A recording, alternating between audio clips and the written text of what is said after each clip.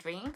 But I was very excited to start a tea company because I love drinking tea. I grew up drinking lots of bubble tea, and my name's also Tina, so it just felt it was a calling in my life. And it's a so, perfect fitting. yeah. So basically, HumaniTea was born in 2019. That's when I started selling in farmers markets just to test the market and see if people would be able to part with their money and see if this is something that people would enjoy. So I think around the age of 18 was when I first wanted to start a business. That's when I also started my university degree at UCLA. Joined a lot of entrepreneur clubs and took some entrepreneur courses and got to learn more about what is it like in the entrepreneurial world.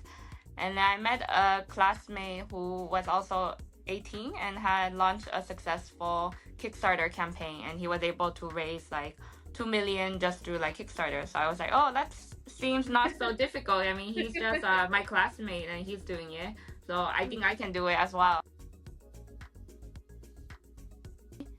And what defines success? I think it's often easy to compare yourself to other founders or other businesses and see like who is doing better, who is in more stores.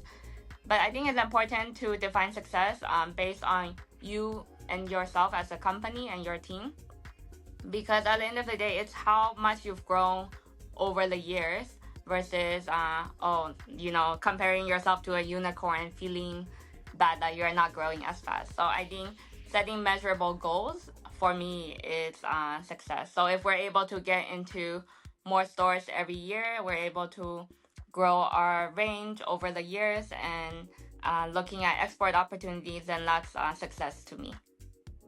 Yeah, because I think it's really difficult. Like, I don't think anyone should really compare themselves against how anyone else is doing, because everyone is so different.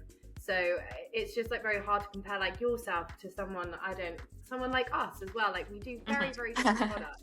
Very, very different products. So it's very hard to compare the success of each other, saying, oh, why aren't we in here? Why aren't we in there, etc. Like, it's very dependent on your own company, I think. So I think you're very right in saying that you shouldn't kind of level your success against anyone else. Like, it's about you. Exciting one was getting into co-op, because previous to co-op, we've only been in more independent shops, so like London or Partridges, as well as like Deliveroo, Uber Eats. But this is like our first major grocery listing, so that was very exciting. And now we're stocked in over 100 stores across the UK. So we are in like Isle of Skye, Isle of Wight, Isle of Bute, a lot of different parts of the UK. And I'm excited to go travel there this summer and visit some of the stores in person. Well, no, that's absolutely amazing. Like, I know, like, especially when you get the first retailer, it's like, this is like the first major retailer. It is amazing, and the co-op's brilliant as well. So congratulations on that one. Thank you. I think the most challenging part is probably the first few years of starting a business, because that's when you're going from scratch. So for me, like doing the product development up to raising some money to go to factory production and finding the right co-packer is all very challenging at the beginning. And so I think finding the right mentors and advisors to help you along the way is very important, and finding a network of food and drink founders that can share information and just support each other along the way is key as well, to focus on mindfulness and taking care of yourself as a founder as well. And so that's something I think a lot of founders struggle with at the beginning, because you're trying to grow the business, but at the same time, it's very important to take care of yourself. And one of the things I've obviously learned, especially working alongside Julianne, who is also like a brilliant entrepreneur, is you guys are so work driven. And I think it is also one of those things as well that you also do just need to remember to take some time out and just kind of enjoy a weekend every now and again, because I know like these companies are your babies at the end of the day. Really.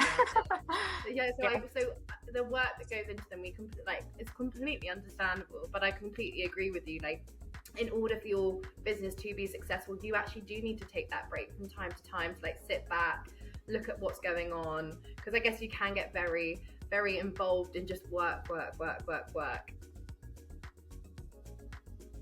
I think at the beginning of the journey, one of the big decisions I made was whether to go into farmers market or go direct to factory production. So for that, I spoke with an advisor at Imperial College. So there's like a startup space there, and you can access business coaches for free. And so David, who was the advisor, advised me to go to farmers markets first and see if people would be willing to part with their money, because that's important. That means there's a market for your product, especially when these people don't know who you are. They're not friends and family. So that's a good way to see if there's interest.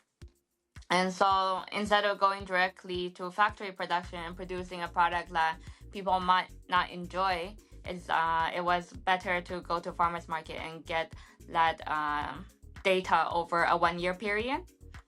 And so that's how HumaniTea, the current recipe, came to be. Originally had 3 flavors. We had the matcha, Earl Grey, and rooibos when we were producing everything by hand in the commercial kitchen.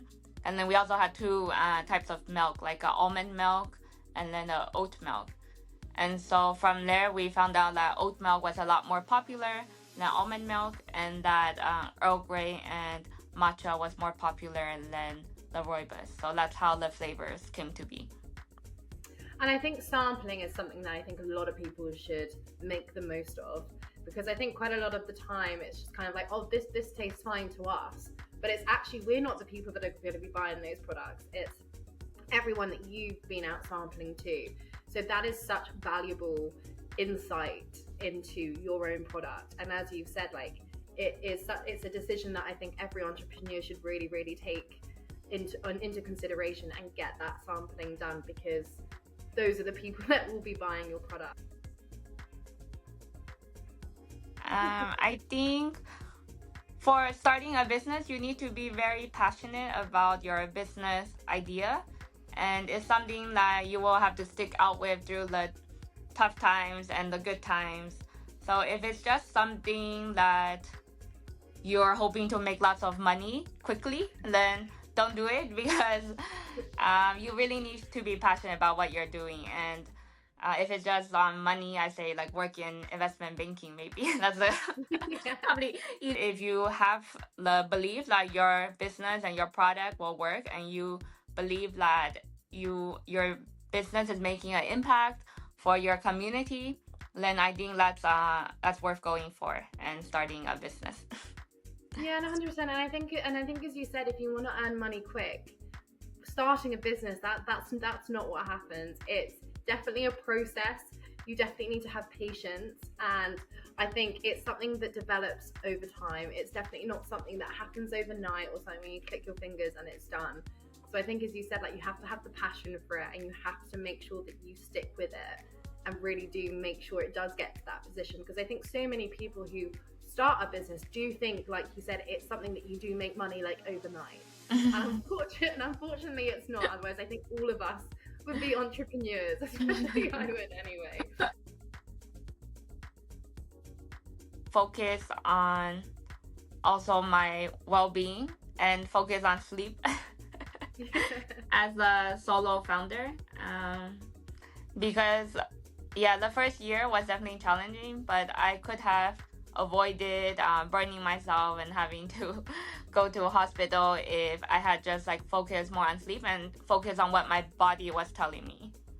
Like taking care of your physical and mental well-being, and that at the end of the day, the business is very important, but you as a founder, your health and your friends and family are also important, and it's key to have that time for friends and family and for yourself.